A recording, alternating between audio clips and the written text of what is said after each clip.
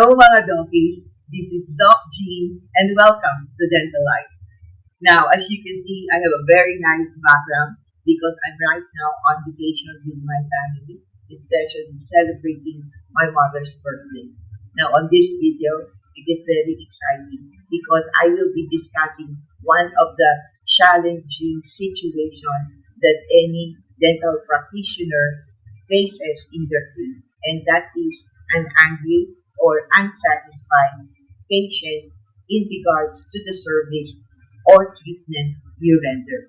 Now, let's face it mga donkeys, hindi 100% all the time you are in good condition when you are doing the treatment. And let's admit it, kahit na binigay nyo ang 100% nyo, you cannot satisfy everybody. There will always be a situation wherein you will encounter someone that is dissatisfied or mad at what you delivered in their treatment. So how do you address that so that it won't escalate into something that we want to avoid? And what is that, mga donkeys? Litigation.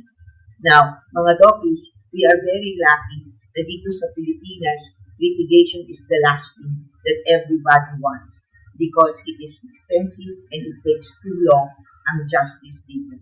Both parties will be at a disadvantage and will lose a lot if the situation escalates to litigation. Ang nananalo lang naman sa litigation, mga donkeys, ay ang mga abogado. So, let's avoid that. And let's also avoid the patient trying to damage your reputation in social media or in other venues wherein they will air their dissatisfaction and people might believe that you are totally at fault. So, how do we solve it? By using the Smart Management Dental Life program na tinatawag ko nga SMART. And please do watch the video. What are the things na ano ang SMART that stands for and the 3 stages that you can do in order to always make the right decision in every aspect of your dental life. So, let's recap ang SMART. SMART stands for skills, mindset, attitude, resources, and time. And all of these things you can always use in order to solve any challenges or problems you face in your dental life. Now, so let's start if the situation is the patient dissatisfied, already angry, and complaining in your clinic. Letter S is skills. So what skills you need in order to tone down the situation or be able to fix the situation in a calm manner. Napaka-importante mga donkeys na meron kayong communication skill and negotiation skill. Yan ang dalawang skills na kailangan nyo in order to de-escalate the situation. Anong yun sa communication skill? Sa communication skill, kailangan it is very important that your body language and the words that you use has a one message, which is empathy. Majority of the mistake a lot of donkeys do when it comes to situation like this is one, dismiss what the patient is trying to say or complaining as being the patient just difficult. Second is walang sympathy and the donkey automatically becomes defensive. Yan ang dalawang bagay na iiwasan nyo kapag may nagpo-complain na pasyente. Alam nyo mga donkeys, ako po ay naka-experience ng 3 beses sa medical malpractice. And majority of the time, napupunta siya sa litigation kapag ka mali ang pag-handle ninyo sa communication part. It is very important that you listen to the patient.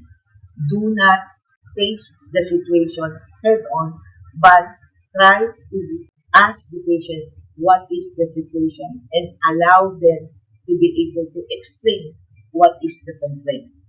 Now, however, mga donkeys, hindi ibig sabihin na you will allow the patient to be abusive. Iba ang nagko-complain sa pagiging abusive. Pag naging abusive ang inyong pasyente habang nagko-complain sila, to the point na ang feeling nyo, it will endanger you and your staff, then it is time now to call security. Pero kung halimbawa, normal na galit at normal na nagsasalita ang pasyente nyo, although mataas ang boses, at sinasabi niya kung anong complaint niya, it is very important that you listen to the patient and do not ever dismiss what they are trying to say. While they are talking, you really listen. Hindi yung nag-pretend ka lang. Malalaman at mararamdaman yan ng pasyente. Pangalawa, when you speak the words, do not be dismissive and do not be defensive. Try to explain as much as you can to the patient what is the actual situation or response to the complaint. Kailangan proper siya, mga dokis, at hindi naliligis sa topic. Huwag na huwag kayong magpapalabas na galit din kayo.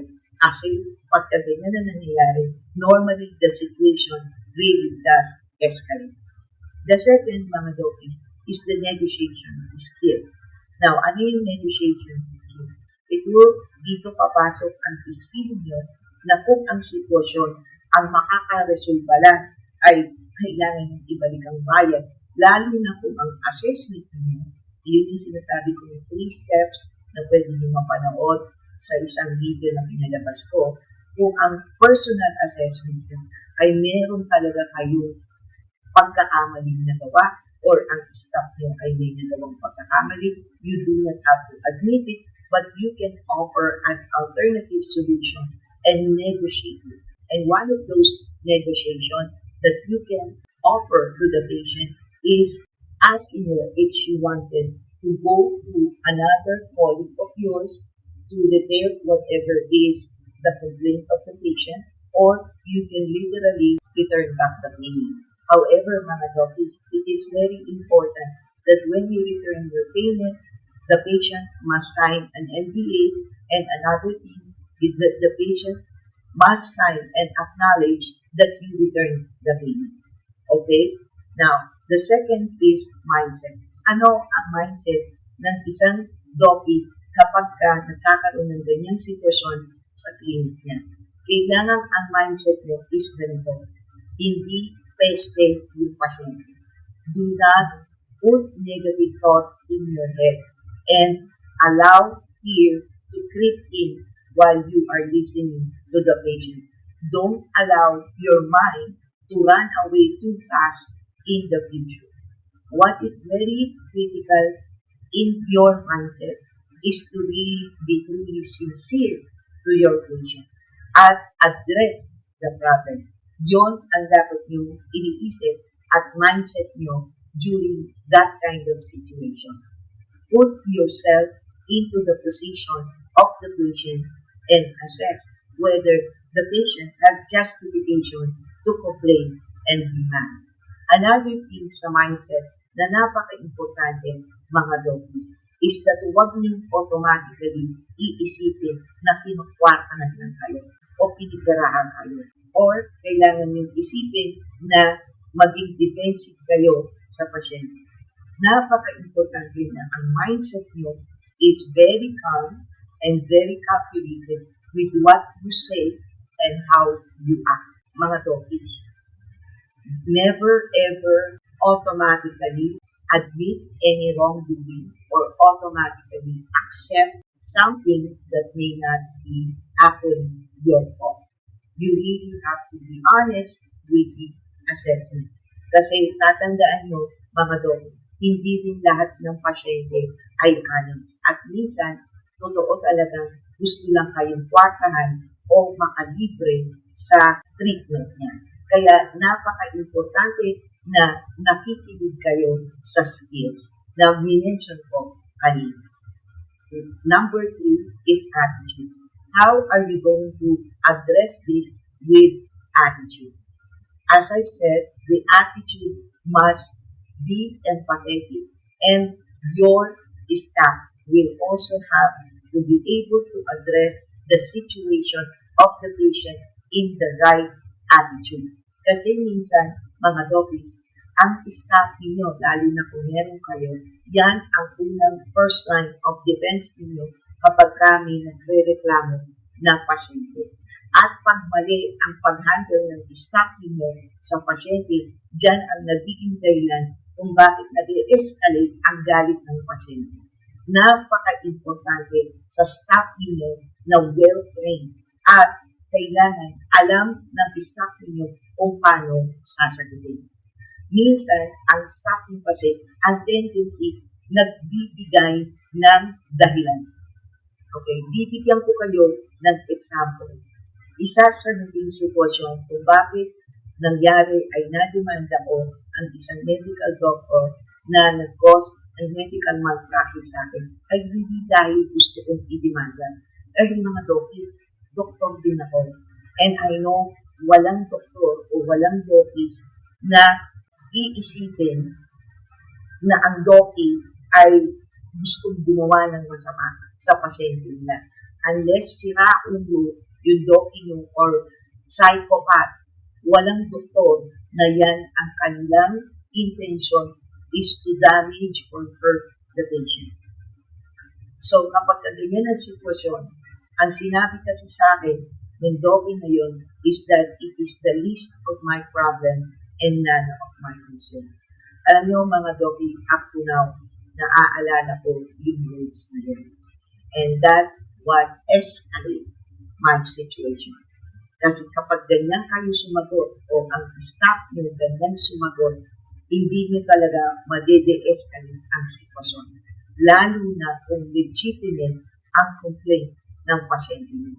Kasi now, it is a matter of principle. Hindi yan normally kapag ang pasyente ay nagre-reklamo hindi para makalibre o kumuha ng pera sa inyo o pagkakitaan kayo. Laging babasihan sa prinsipyo nila. Kaya napaka-importante mga dokis na ang attitude mo ay iisipin mo lagi kung ano ang sitwasyon ng pasyente mo. At kung ikaw ang nasa sitwasyon niya, ano ang gusto mo maging attitude ng kaharap mo.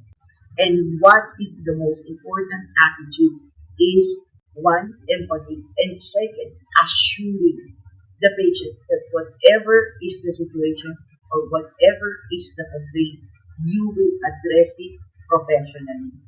Remain calm. Napaka-importante yan, mga dokis.